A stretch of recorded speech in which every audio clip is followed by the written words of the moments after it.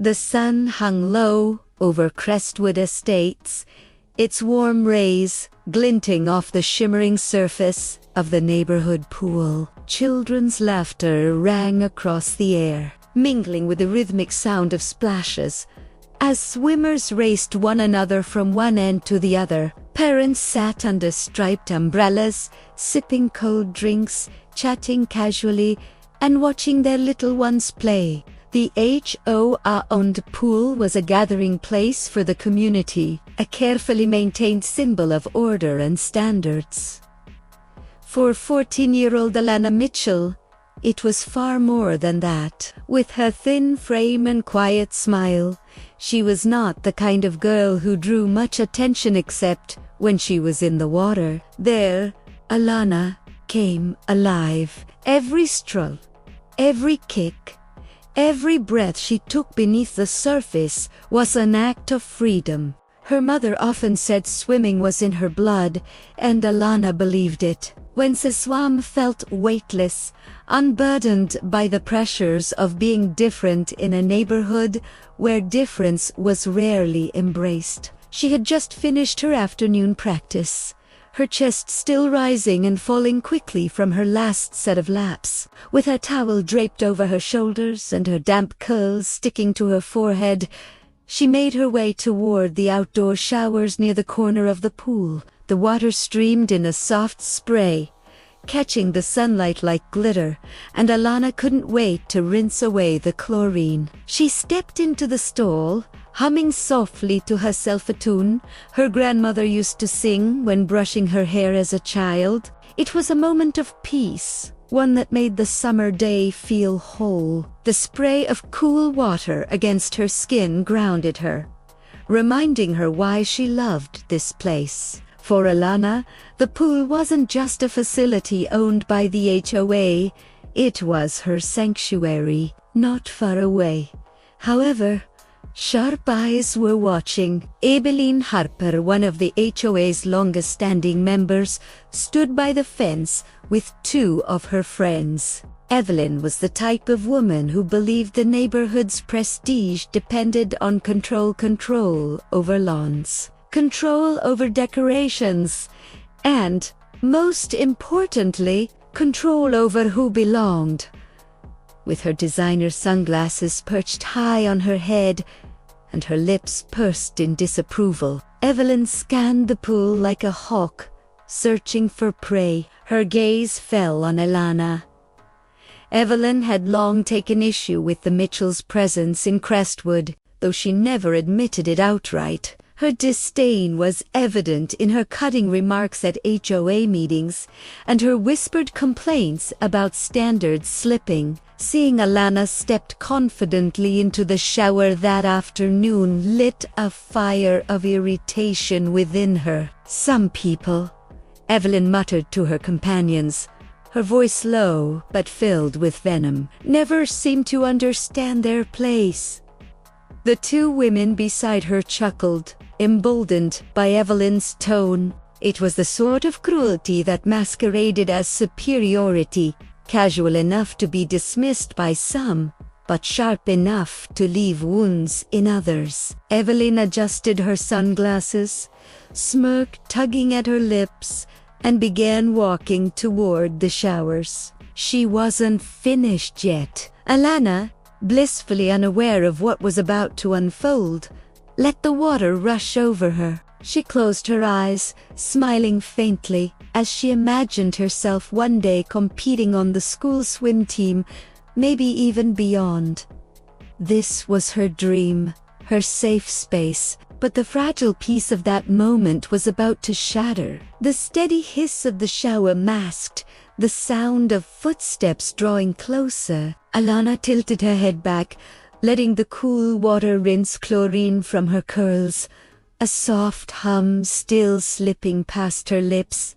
She felt safe hidden behind the thin metal partition that separated one stall from the next. For her, This moment was about nothing more than washing away the swim and holding on to the sense of freedom she had carved out in the pool. But Evelyn Harper had other plans. She stopped just a few feet from the showers, her arms crossed and her expression twisted into a self-satisfied sneer.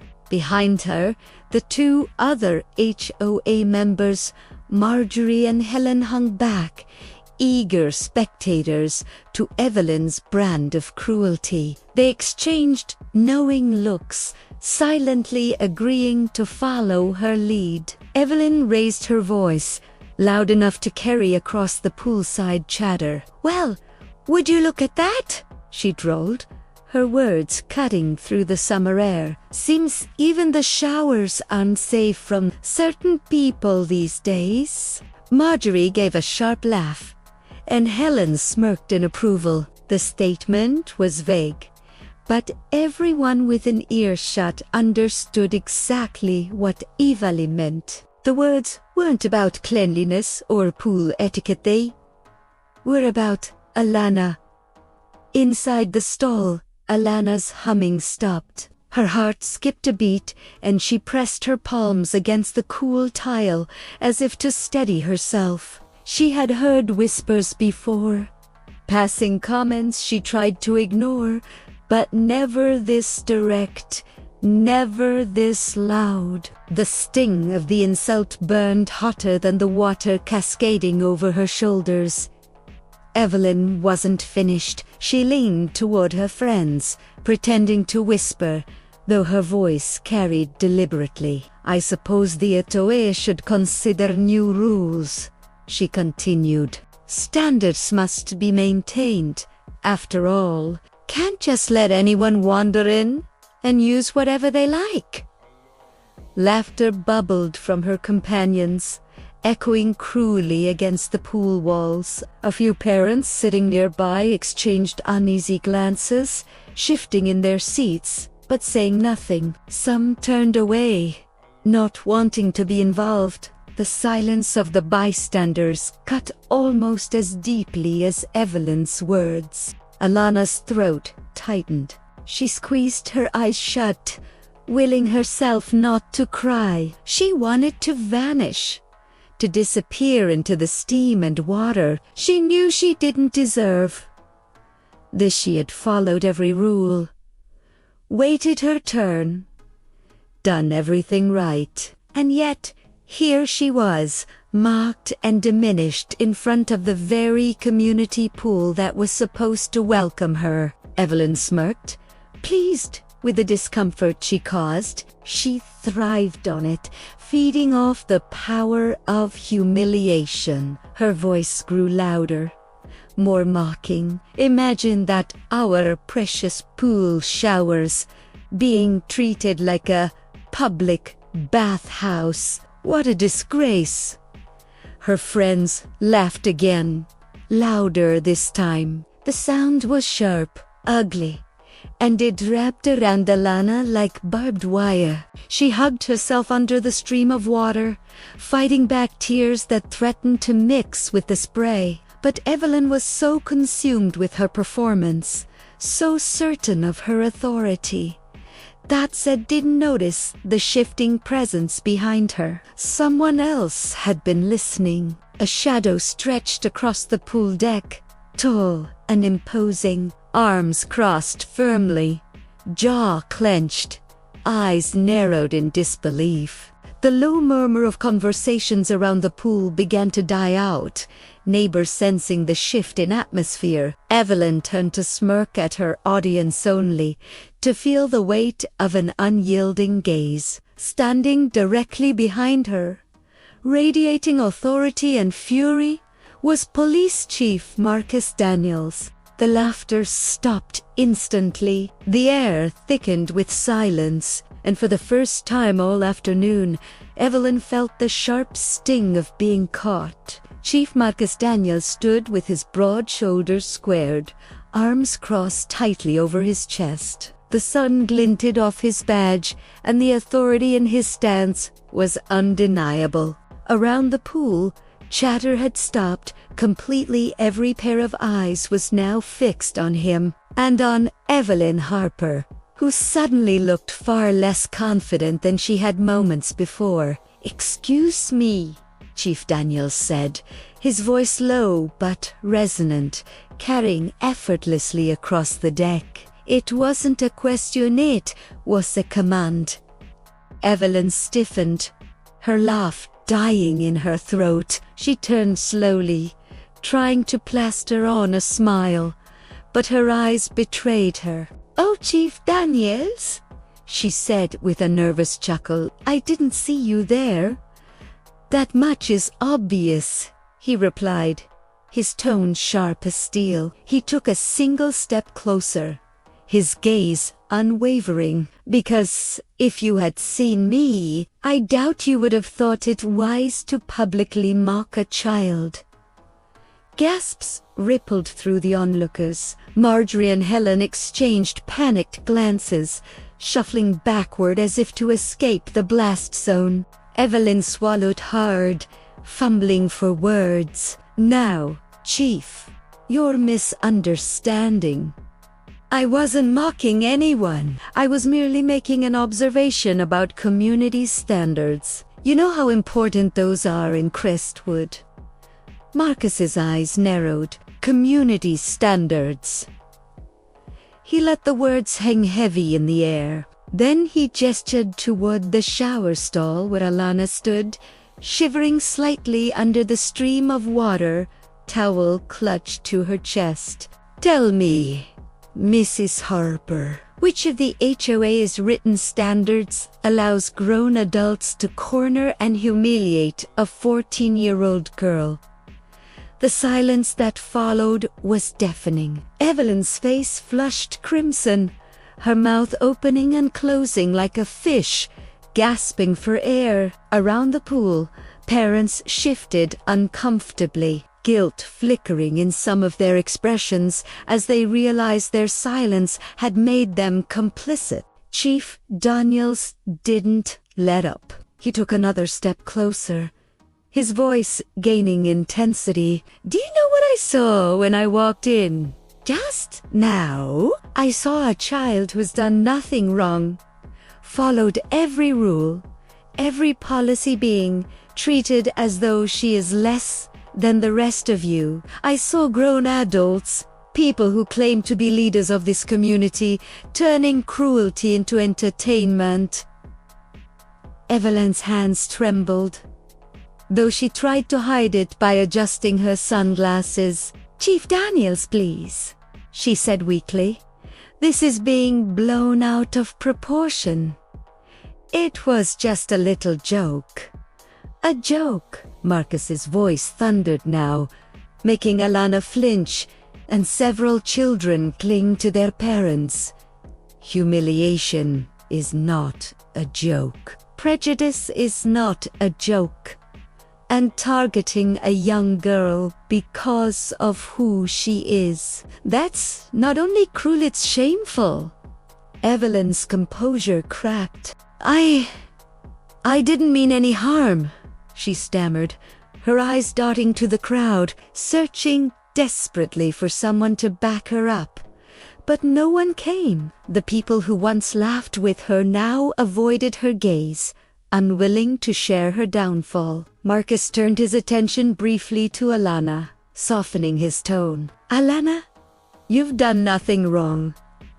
You belong here just as much as anyone else. Don't you ever let anyone make you feel otherwise." His words carried warmth, reassurance, a lifeline thrown into the storm of humiliation she had endured. Alana's lips quivered as she nodded, clutching her towel tighter. Tears shimmered in her eyes, but for the first time, they weren't only from hurt, they were from relief.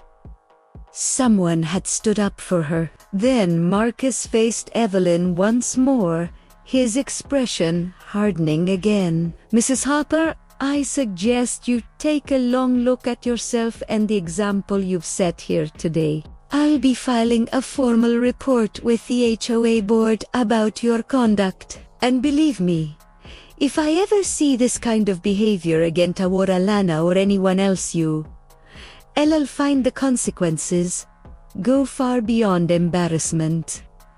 Evelyn's bravado evaporated. Her cheeks burned, and her hands clenched at her sides. She wanted to argue, to reclaim her superiority, but no words came. She had been exposed, dismantled, and left with nothing but her shame.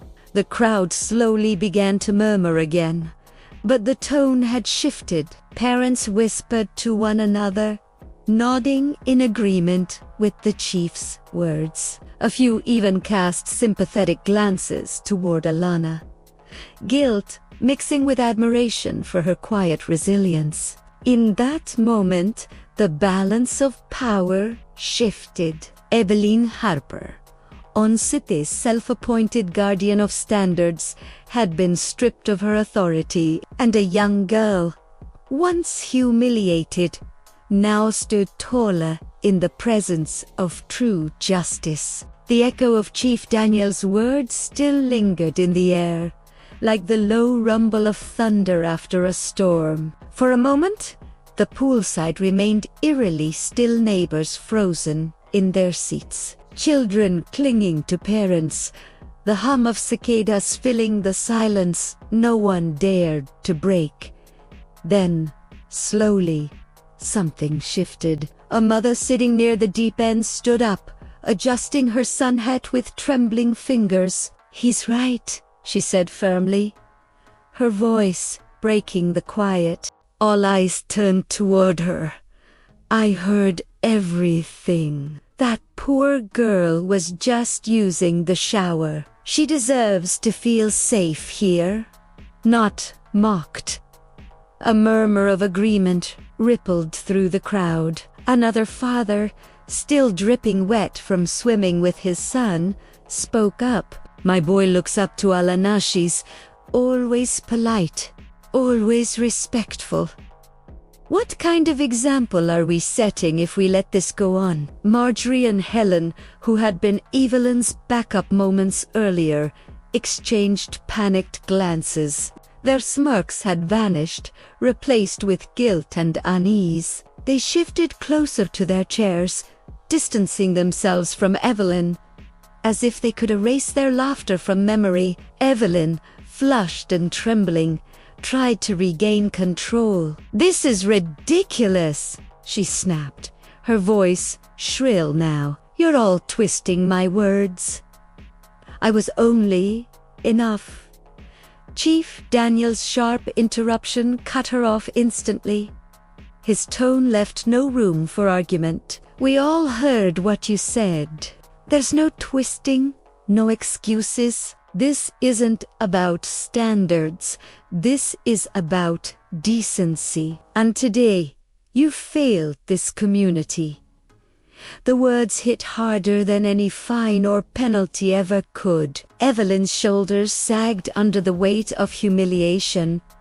Her once commanding presence reduced to a frail shadow. She opened her mouth again, but before she could speak, another neighbor chimed in. "She's right about one thing," an elderly man near the lifeguard chair said, leaning on his cane. "Standards do matter, but the real standard we should live by is treating each other with dignity. That girl has more dignity in her little finger than some of the adults standing here today." Applause broke out, hesitant at first, then swelling as more voices joined in. The sound carried across the pool, washing over Alana like a wave of warmth. She stood still, her towel clutched tightly, her heart racing. For the first time that day, she didn't feel alone. Chief Daniels looked back at her, his expression softening again. "You hear that, Alana? This is your community too. Don't let anyone make you believe otherwise." Alana swallowed hard, tears pricking her eyes, but this time they weren't from shame. They were from the overwhelming relief of being defended, respected, and most of all seen. She nodded, whispering, "Thank you," her voice barely audible, but carrying the weight of everything she felt. Evelyn, on the other hand, seemed smaller with every passing second. Her once loyal companions avoided her gaze. The neighbors she thought she controlled, now openly rejecting her cruelty. Her authority, built on fear and intimidation, had crumbled in the face of truth. It was clear to everyone present.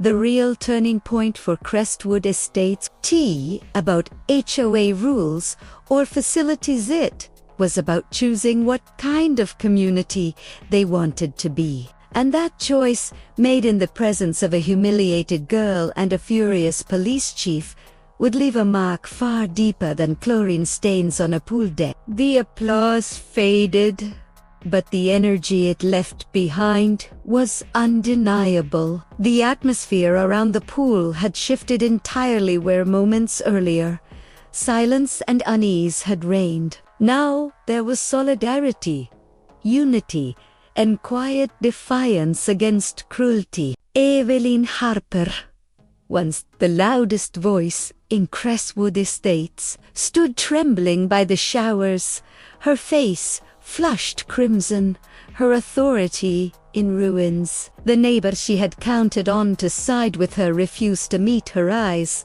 Even Marjorie and Helen, her companions in ridicule, had melted back into the crowd, desperate not to share her shame. Evelyn opened her mouth as though to protest again, but nothing came out. The weight of judgment pressed too heavily upon her. Chief Daniels broke the silence with a calm, steady voice, now more measured but no less firm. "Mrs. Harper, your behavior today will not be forgotten. I'll be reporting what I witnessed to the HOA board myself, and I strongly advise you to consider whether you belong in a position of leadership. If this is how you treat the very people you claim to serve." Evelyn's lips pressed into a thin line, her eyes darting desperately around for anyone to defend her. But no one did. One by one, the parents and neighbors turned their faces away. She was alone, stripped of her veneer of control. Meanwhile, Alana still stood near the showers, towel wrapped tightly around her shoulders. The humiliation she had endured lingered like a shadow, but in its place now was something else. Pride. The sight of so many adults speaking up for her, the sound of their applause, and above all, the unwavering defense from Chief Daniels, it all stitched back together what Evelyn's cruelty had tried to tear apart. The chief approached her, lowering his voice so only she could hear. "You did nothing wrong, Alana. Remember that? People like Evelyn, they only have power if you believe them. But today, you showed more strength than she ever has." Alana blinked back, tears, and nodded, whispering, "Thank you, Chief Daniels." "Don't thank me," he said gently, giving her a reassuring nod. "Just keep swimming. Don't let anyone take that away from you." Around them, the neighbors began returning to their conversations, though the mood was changed. Parents whispered words of encouragement to Alana as they passed, children waved shyly, and even a few teens gave her nods of respect. What had begun as a moment of humiliation had transformed into one of validation. As the sun dipped lower in the sky, Alana returned to the pool. Her heart still beat fast, but this time it wasn't from fear, it was from determination. She slipped back into the water, each stroke of her arms cutting smoothly through the surface. This was her place, her sanctuary, and no one, certainly not Evelyn Harper, could take it from her. On the far side of the pool, Evelyn gathered her things in silence. Her sunglasses no longer gave her confidence. They only hid her shame. She slunk toward the exit, her reputation shattered. For years she had been the voice of standards in Crestwood, but after today, everyone knew the truth. Her rules were nothing more than prejudice dressed as authority, and prejudice, when exposed, had no power left. As twilight fell over Crestwood Estates, the lesson of the day lingered. Dignity and compassion are the real standards of any community. And while Evelyn's influence faded into whispers of disapproval, Alana's courage, bolstered by the support of her neighbors and the firm voice of justice, burned brighter than ever. The girl who had once been mocked left the pool that evening with her head held high, carrying with her not just the memory of humiliation, but the triumph of knowing she belonged.